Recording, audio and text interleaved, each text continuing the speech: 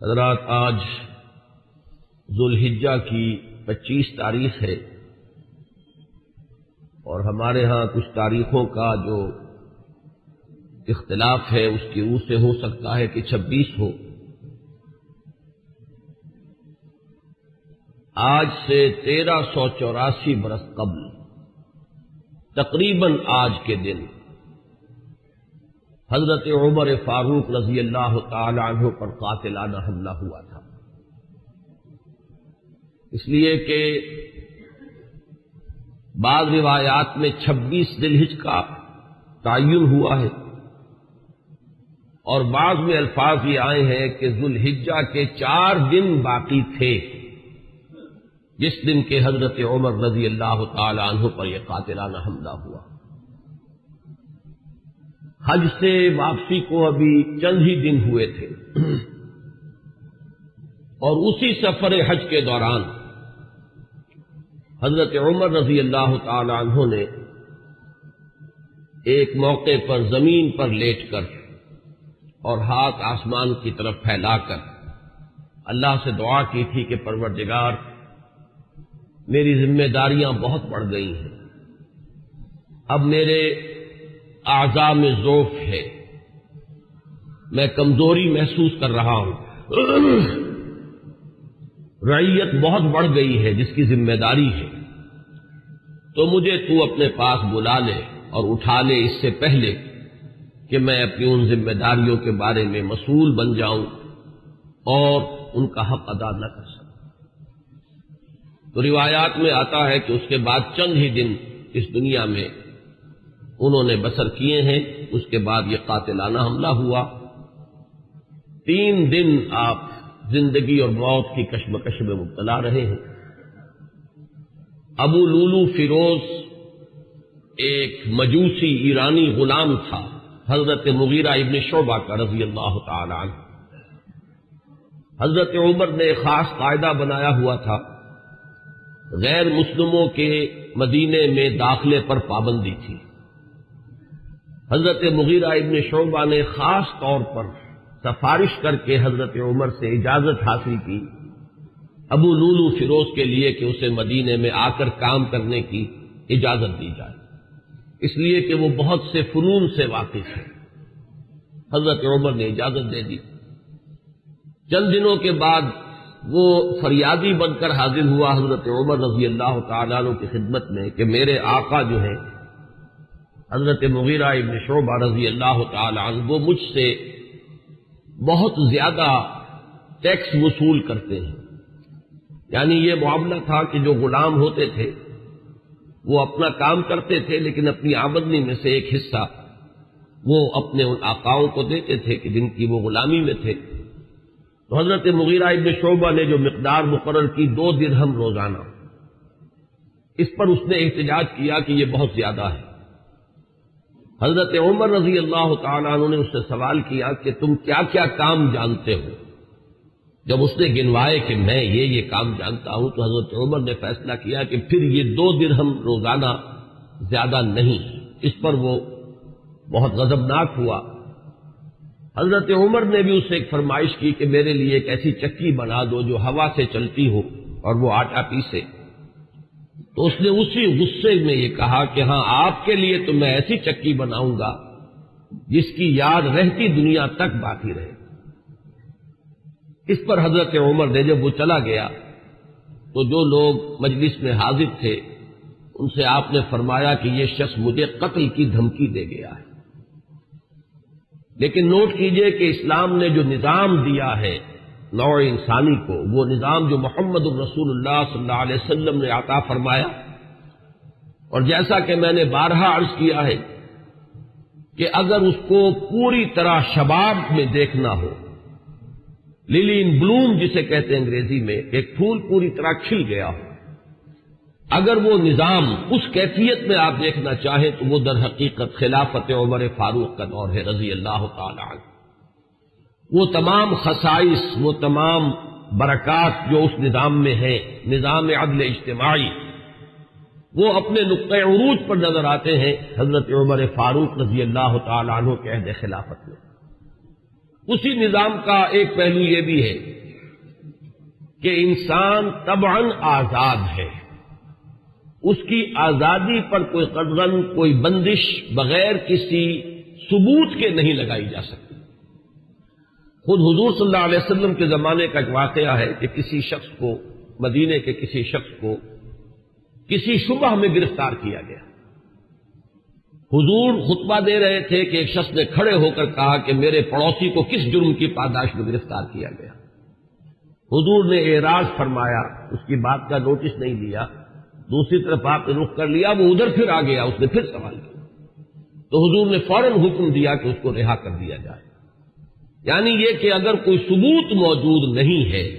تو معلوم ہوا حضور صلی اللہ علیہ وسلم کے اس طرز عمل سے کہ پھر واقعتاً اس کو گرفتار رکھنا، اسیری میں رکھنا، محبوس رکھنا پھر یہ صحیح نہیں ہے، بلکہ اس کو رہا کر دیا جانا چاہیے۔ یہی معاملہ ہمیں نظر آتا ہے اپنی اس آخری تکمیلی شان میں کہ حضرت عمر یقین کے ساتھ یہ بات کہہ رہے ہیں کہ یہ شخص مجھے قتل کی دھمکی دے گیا ہے، اور عمر فاروق رضی اللہ تعالی عنہ کوئی عام انسان نہیں ہے۔ 10 برس سے زائد عرصہ ہو چکا ہے کہ اسلام کی چکی جو چل رہی ہے تو اس کے مرکز جو ہے اس کے، جیسے کہ میں نے مثال دی تھی کہ حضرت علی رضی اللہ تعالی عنہ نے جب ایک موقع پر فارس کے محاذ پر، ایران کے محاذ پر صورتحال کچھ مخدوش ہو گئی تھی تو حضرت عمر نے یہ ارادہ کیا تھا کہ وہ خود محاذ پر جائیں اور مسلمان افواج کی کمان خود کریں، تو حضرت علی نے مخالفت کی تھی اور انہوں نے مشورہ دیا تھا اور یہ الفاظ فرمائے تھے کہ آپ کا اپنی جگہ سے ہل جانا یہ تو پورے اس نظام کے درہم برہم کرنے کا سبب بن سکتا ہے، اور یہی تشبیہ دی تھی کہ چکی اسی وقت تک چلتی ہے جبکہ اس کی وہ کلی اپنی جگہ پر قائم رہے۔ تو آپ کی مثال تو اس پورے نظام کے لیے اس کلی کسی ہے۔ تو 10 برس تک وہ چکی جو ہے گھوم رہی تھی اسی شخصیت کے گرد، اور کتنے فتوحات کا دائرہ کہاں سے کہاں تک پہنچا تھا۔ اتنی بڑی کوئی سلطنت اس سے پہلے تاریخ انسانی میں کبھی وجود ہی میں نہیں آئی تھی، لیکن یہ کہ اس کے باوجود کہ اتنی عظیم سلطنت کے ذمہ دار ترین فرد ہیں حضرت عمر، میں حاکم کا لفظ استعمال نہیں کرنا چاہتا اس لیے کہ یہ لفظ بھی ہمارے اس نظام عدل اجتماعی کے ساتھ مناسبت نہیں رکھتا، نہ وہ حاکم تھے نہ حکمران تھے، وہ تو سید القوم خادمہم کی کامل مثال جو ہو سکتی ہے وہ حضرت عمر فاروق ہے رضی اللہ تعالی عنہ۔ لیکن یہ کہ اس نظام کی ذمہ دار ترین شخصیت ہے حضرت عمر، لیکن انہوں نے اپنے حفاظت کا کوئی اہتمام نہیں کیا، کوئی باڈی گارڈ کا انتظام نہیں کیا، دوسری طرف یہ کہ اس شخص کو قید نہیں کیا، اسے مدینے سے شہر بدر نہیں کیا، بلکہ یہ کہ چونکہ یقین ہے اس بات پر کہ زندگی اور موت اللہ کے ہاتھ میں ہے، لہذا وہ ہمیں نظر آتا ہے کہ ایک طرف توکل اس کی یہ شان ہے، دوسری طرف فراست کا یہ عالم ہے کہ اس کے اس جملے کی بات آپ نے پالی ہے کہ یہ مجھے قتل کی دھمکی دے گیا ہے، تیسری طرف اسلامی نظام میں لوگوں کی آزادی کا جو عالم ہے وہ نمایاں ہو رہا ہے، ایک ایسے شخص کو جس کے بارے میں شک ہے اس کو گرفتار نہیں کیا جا رہا، اس کے خلاف کوئی تعذیبی کارروائی نہیں ہو رہی۔ بہرحال اس شخص نے چند ہی دن کے بعد فجر کی نماز جب حضرت عمر فاروق ادا کرنے کے لیے آگے بڑھے ہیں اور آپ نے نیت باندھی، یہ شخص پہلی صف میں موجود تھا اور اس کا خنجر جو ہے 2 دھاری خنجر، دونوں طرف اس کے جو ہے وہ دھار تھی، اس کو اس نے حضرت عمر رضی اللہ تعالی عنہ پر جو وار کیے تو 6 وار حضرت عمر پر اس نے پے بپے کیے، حضرت عمر گر گئے رضی اللہ تعالی عنہ۔ حضرت عبد الرحمن ابن عوف نے مختصر ترین صورتوں کے ساتھ پھر وہ نماز فجر ادا کروائی۔ نماز کا یہ عالم ہے کہ یہ نہیں ہوا کہ وہ درہم برہم ہو گیا ہو نظام، لیکن یہ کہ چونکہ جیسے کہ میں ابھی یہ لفظ استعمال کر رہا تھا کہ اس وقت جو وہ نظام مملکت تھا یا نظام حکومت تھا اس میں مرکزی حیثیت حضرت عمر فاروق کی تھی رضی اللہ تعالی عنہ، اسی طرح اسلام کے نظام میں یہ اقامت صلاۃ ہے کہ اس کی وہی اہمیت ہے کہ اگرچہ حضرت عمر فاروق زخمی ہو گئے، گر گئے، لیکن جماعت کا نظام تو درہم برہم نہیں ہوا ہے، نماز ادا کی گئی ہے 2 رکعتیں جو ہے مختصر ترین قرات کے ساتھ۔ پھر لوگوں نے اس کو پکڑنے کی کوشش کی ہے تو اس نے مزید وار کر کے 13 افراد کو اور زخمی کیا۔ ایک شخص جب اس طریقے سے بکھرا ہوا ہو اور دوسرے لوگ تیار نہ ہو تو صورتحال سمجھ میں آتی ہے۔ ان میں سے 6 حضرات جو ہیں وہ شہید ہو گئے۔ معاملہ صرف حضرت عمر کا نہیں، پکڑنے کی جب کوششیں ہر طرح سے ناکام ہو گئی تو کسی عراقی شخص کے بارے میں آتا ہے کہ اس نے کوئی کپڑا کمبل وغیرہ اس کے اوپر ڈالا ہے، تب وہ قابو میں آیا ہے، لیکن پھر اس نے فوراً خودکشی کر لی۔ حضرت عمر رضی اللہ تعالیٰ عنہ نے سوال کیا، جیسے ہی آپ اس قابل ہوئے کہ سوال کر سکیں کہ میرا قاتل کون ہے۔ جب بتایا گیا کہ وہی ابو لولو فیروز ہے تو آپ نے اللہ کا شکر ادا کیا کہ اللہ کا شکر ہے کہ میرا قاتل کوئی مسلمان نہیں ہے، یعنی جو بات کے 12-13 برس بعد ہونے والی تھی۔ حضرت عثمان رضی اللہ تعالیٰ عنہ کے قاتلین وہ جو بھی آپ انہیں کہیں نام نہاد مسلمان تھے، کلمہ گو تھے، وہ محمد الرسول اللہ صلی اللہ علیہ وسلم کا کلمہ پڑھنے والے تھے، کلمہ شہادت کو انہوں نے اپنے لیے ڈھال بنایا۔ اس سے جو فتنہ شروع ہوا ہے جس کو میں اس سے پہلے بیان کر چکا ہوں کہ الفتنۃ الکبریٰ، سب سے بڑا فتنہ جو ہے وہ حضرت عثمان رضی اللہ تعالیٰ عنہ کی شہادت سے شروع ہوا ہے۔ اس سے پہلے یہ معاملہ اگرچہ حادثۃ الکبریٰ تو اسے آپ کہہ سکتے ہیں، بہت بڑا حادثہ ہے، لیکن یہ ہے کہ اس سے کسی فتنے کا آغاز نہیں ہوا، بلکہ یہ کہ اس کے بعد بھی وہ چکی اسی طرح چلتی رہی۔ کم و بیش 10 برس ہے حضرت عثمان رضی اللہ تعالیٰ عنہ کے عہد خلافت کے کہ وہ بھی اسی شان کے حامل ہے، وہی یکجہتی ہے، وہی امن و امان ہے، اسی طرح فتوحات کا سلسلہ جاری ہے۔ انقلاب محمدی علی صاحب الصلاۃ والسلام کا سیلاب جو ہے وہ بڑھ رہا ہے اسی شان سے، جو میں نے بارہا آپ کو سنایا ہے اقبال کا یہ مصرع کہ تھمتا نہ تھا کسی سے سیل رواں ہمارا،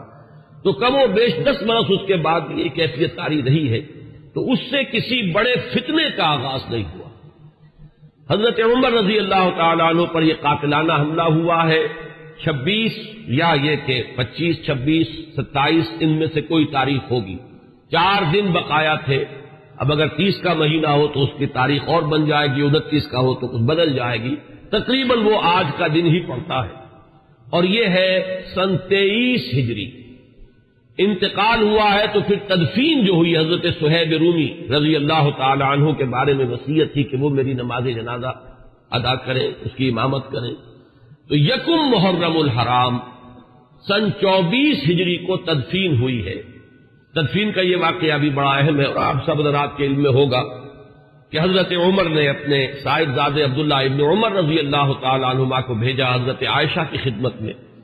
کہ میری بڑی خواہش ہے کہ آپ کے حجرے میں میں دفن ہو جاؤں جہاں محمد الرسول اللہ صلی اللہ علیہ وسلم اور حضرت ابوبکر صدیق رضی اللہ تعالی عنہ مدفون تھے۔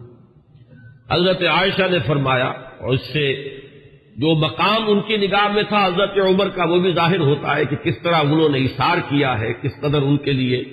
یہ مرحلہ کٹھن ہوگا فیصلے کا کہ اس حجرے میں صرف ایک قبر کی جگہ اور تھی۔